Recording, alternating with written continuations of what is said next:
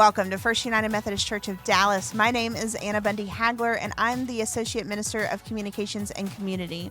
If you are worshiping with us live right now, we're preparing for worship. We're so grateful that you're here. Please leave us a comment to let us know that you are with us, or comment on the conversation we're about to have. It's open for discussion. And if you're watching this later, thank you so much for taking time out of your week to be with us and hear more about what's going on at First Church. I'm joined today by, we film a lot of videos together, Reverend Roy Atwood and I. I was worried you had forgotten my name. No, I was going to tell them that usually you introduce me and you have such a nice thing to say about me and you come up with it off the top of your head. I just tried and I failed. Sometimes I say mean things about you. That's true. I wouldn't guarantee it's going to be positive. A lot of times it is, though, and I appreciate that. So anyway, my co-host today, Reverend Roy Atwood. Will you tell us your title, Roy? Associate Minister of Online Community. Yes, we get to It's where we are in the online right now. We are in the online community. I don't think that's how people say it, but that's what I'm going to say. It kind of reminds me of the movie is it called The Intern with Vince Vaughn and Owen Wilson when they work at Google? Not a movie I have seen. Okay, well, anyway, Vince Vaughn is like talking about being online, and he's like, I just want to be on the line. Kind of feel like Robert De Niro's in that movie. Maybe there's another movie that's similar. I don't know.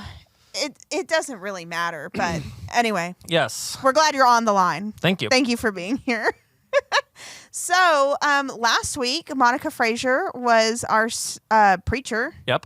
I thought she did such a good job. She did. I actually got a lot of comments as people were exiting that it really meant a lot to them. Mm-hmm. What is one thing that you took away from Monica's sermon? I thought it was really interesting how, because we talked about the wise men story and visiting the baby Jesus in the manger. The Christ. The Christ, that thing. I thought it was interesting how she framed them as seekers. Yes. Because you think of them so much as part of the story. Yeah. And to frame them as people who are like, we didn't know what we were looking for. We just kind of came and hoped that it was going to be something awesome. Yeah. And to put that in the context of Christianity, of, a lot of people like church and grew up in the church and know exactly what they want and what they expect from church. Mm-hmm.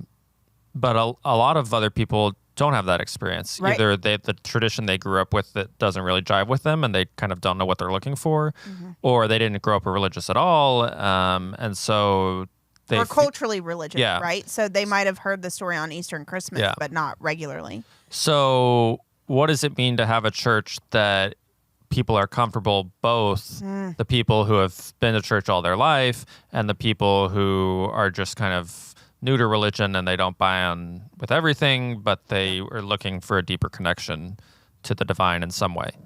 And framing that around the story of the wise men, I thought was really interesting. Yeah, I mean, I wasn't going to say it so eloquently as you did, but that's really what stuck out to me too, is how do we be a church that's here for people who have been faithful for 89 to 108 years, I don't think anybody is. Well, we just had a member pass recently who was 108. That's true. Okay. That's true.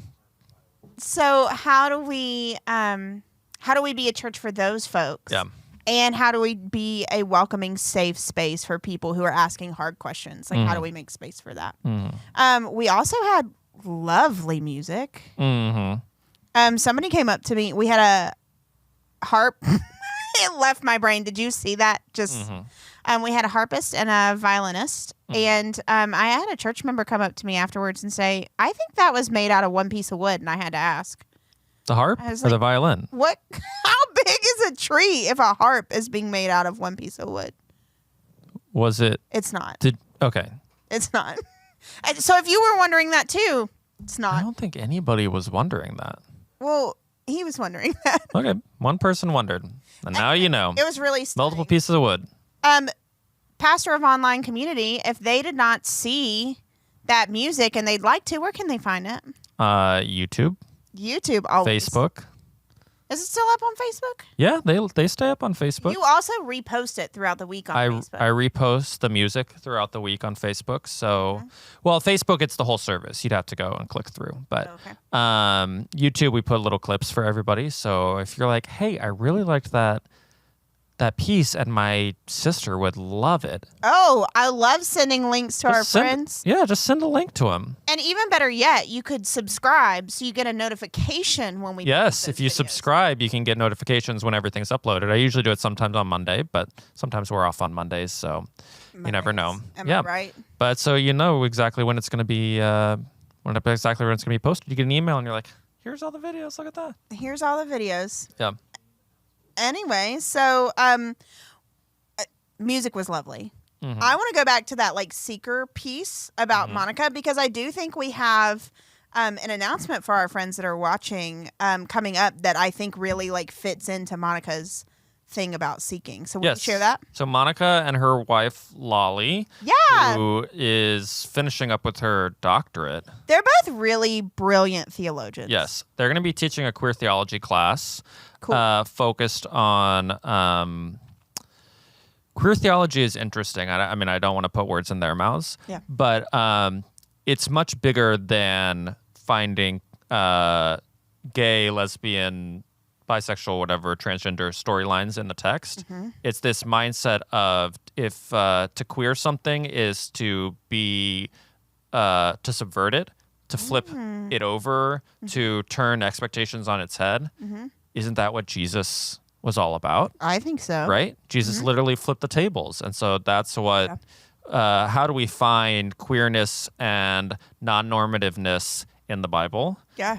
So for people who enjoyed our inclusive faith study, that was kind of like scratching the surface.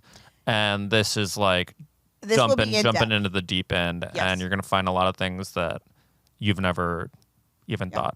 And when does it start? It starts January 27th. On Mondays. Yeah, so sign up. So can you sign up? We're asking people to sign up on Realm. We're asking people to sign up on Realm. You can go to firstchurchdallas.org/winter. Oh, a winter? Yes. There's a special winter thing?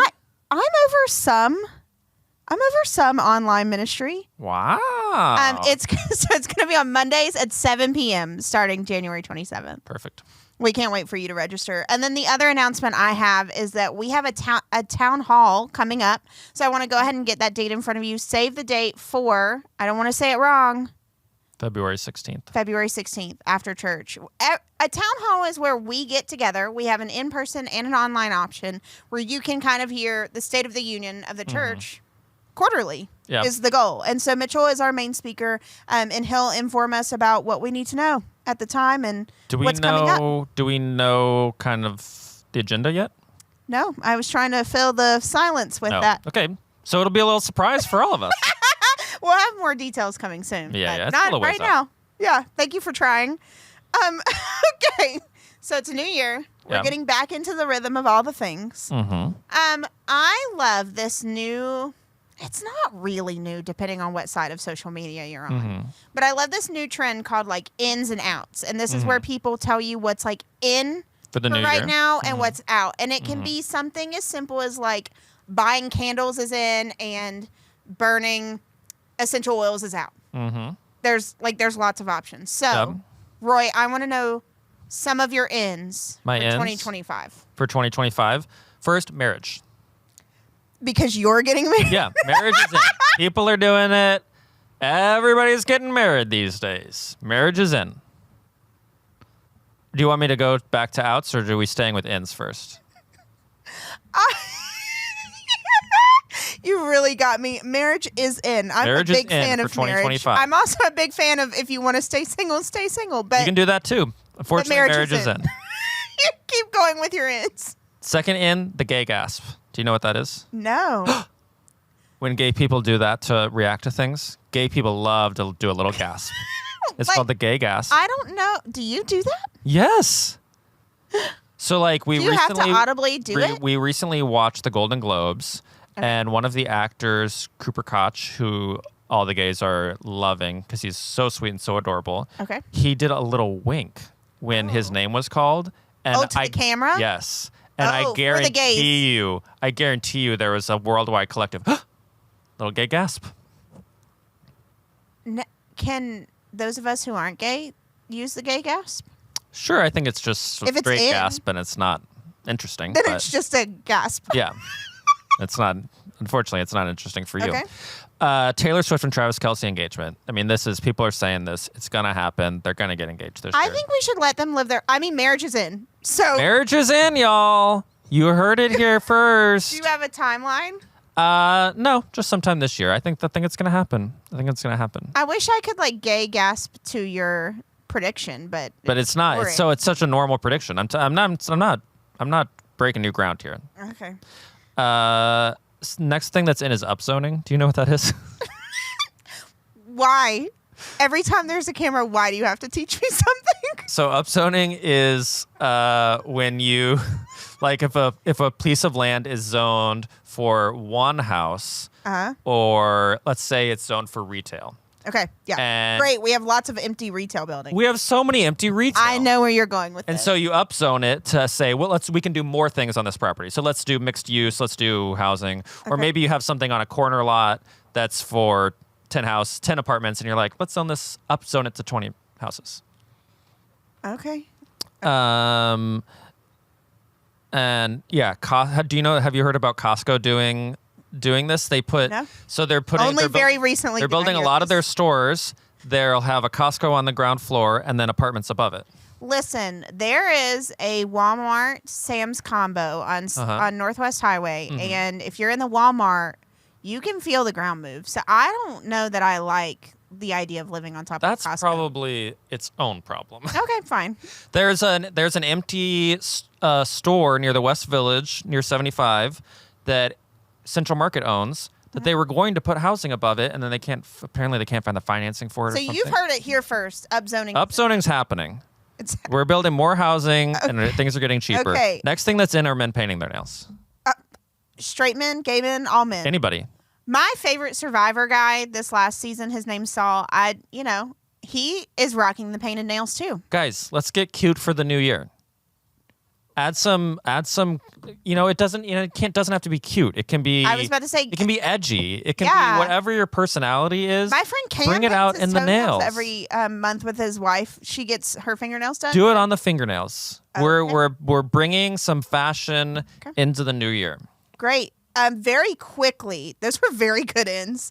Very quickly go through your outs, or let me know if it's going to take too long. Drinking plain water, boring. It's out. We need water. Ariana Grande and SpongeBob. I think they already broke up, is my theory. Okay. And that's why you're not seeing them out together. For people who don't know, you need to define that a little bit more. So Ariana Grande is a pop singer. Yes. And she is dating a man. I don't remember his name. That's Ethan. Fine, but Ethan why something. Do you call him SpongeBob? He played SpongeBob on Broadway in the SpongeBob musical, and so people just call him SpongeBob. Okay, so out is their relationship. I don't think they're together anymore. Headaches. Out. People hate headaches.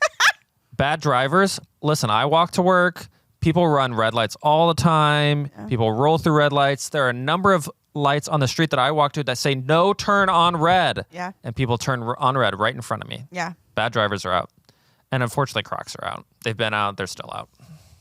He did that to me intentionally. Whoops. If you're new here, I wear Crocs a lot, and I like them. You wear more fashionable Crocs. Thank you. But I almost bought a new pair after Christmas, too. Maybe I will now. Yeah, they're out. Okay, well, here's what's great is that everybody's ins and outs can be different. If you've got ins and outs, please let us know. Mm-hmm. Today, we're so excited. We're starting not only a new worship series called Weightless, but we're also starting Modern Worship every Sunday going forward. That's so exciting. 10:30 a.m. in the Wortley Peabody Theater. Traditional will be at 11 a.m. in the sanctuary. There is a place for you to plug in here, and we can't wait to meet you and get to know you, and we can't wait to worship together. Thanks for being at First Church. Bye.